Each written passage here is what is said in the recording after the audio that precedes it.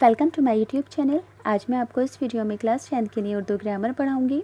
ये video Urdu course ए वाले students के लिए है, उनके सिलेबस के अकॉर्डिंग है, और उर्दू कोर्स बी वाले स्टूडेंट के लिए प्लेलिस्ट के अंदर उनके सिलेबस के अकॉर्डिंग मैंने ग्रामर की वीडियो अपलोड की हुई है। तो आप अपने अपने कोर्स और सिलेबस के मुताबिक प्लेलिस्ट से जाकर वीडियो को देखेंगे। तो यहाँ पर मैं आपको आपके सिलेबस के अकॉर्डिंग अक़साम नस्र समझाऊंगी। तो पहले आम बोलचाल की भाषा के अंदर समझा देती हूँ ताकि आपको बहुत अच्छे से समझ में आए आसान तरीके से। पर वीडियो को स्किप मत करना, पूरी बात को ध्यान से सुनना कि मैं क्या कहना चाहती हूँ। अगर थोड़ी भी स्किप करोगे तो आपको अच्छे से समझ में नहीं आ पाएगा।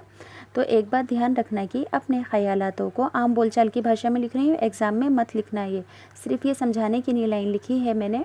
अपने ख़यालातों यानी कि अपनी बातों या अपनी किसी भी बात को ज़बान से इज़हार करने के दो तरीके होते हैं।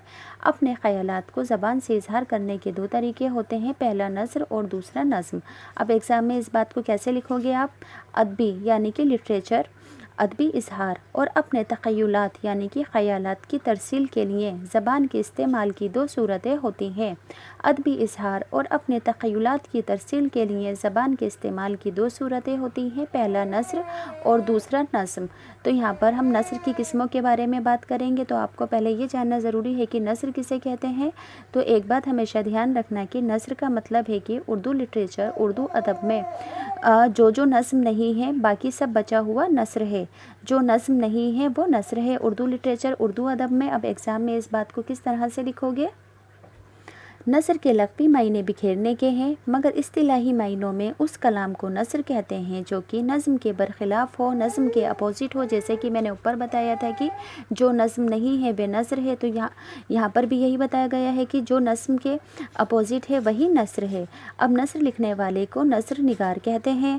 नस्र की मुख्तलिफ़ किस्में होती हैं जो कि उर्दू अदब, उर्दू लिटरेचर में मुख्तलिफ़ नामों से पहचानी जाती हैं, जैसे कि दास्तान, नोवेल, अफसाना, ड्रामा, इंशाइया, सफ़रनामा, मकतूब निगारी, सवाल निगारी, खाका निगारी, तनकीद, तबसरा, रिपोर्टाज, मकाला, तंज़ो मिज़ा वग़ैरह नस्र की इक़साम हैं।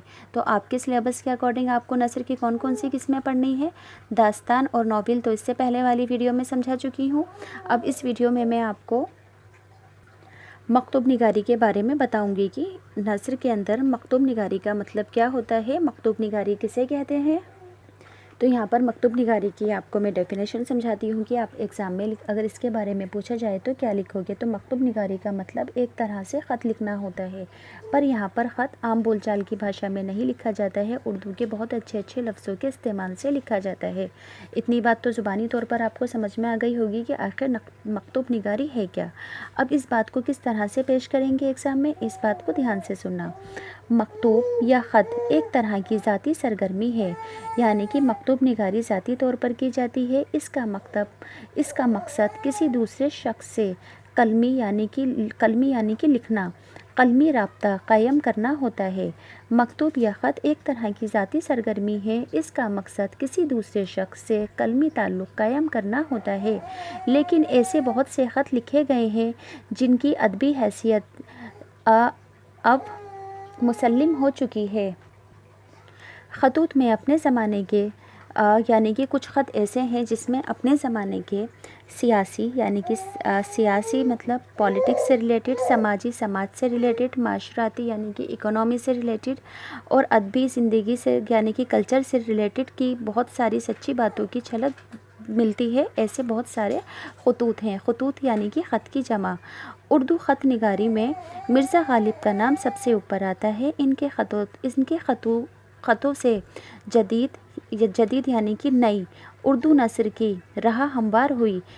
मिर्ज़ा गालिब के द्वारा लिखे गए ख़तों से जदीद उर्दू नस्र को एक नई राह मिली है।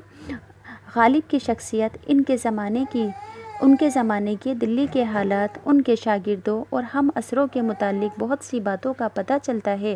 गालिब के ख़तूतों से जिस ज़माने में गालिब थे तो उनके ख़तों को पढ़कर दिल्ली के उस टाइम के हालात, उनके शागिर्दों, उनके साथ रहने वालों के बारे में बहुत ज़रूरी बातें पता चलती हैं। अबुल कलाम आज़ाद ने قلعہ احمد نگر میں اپنی قید کے دوران اپنے دوست مولانا حبیب الرحمن خان شیروانی کو جو خط لکھے ان میں انشائیے کی شان پائی جاتی ہے۔ تو یہاں پر آپ کو سمجھ میں آ گیا ہے کہ مکتوب نگاری کا مطلب کیا ہے، مکتوب نگاری کسے کہتے ہیں۔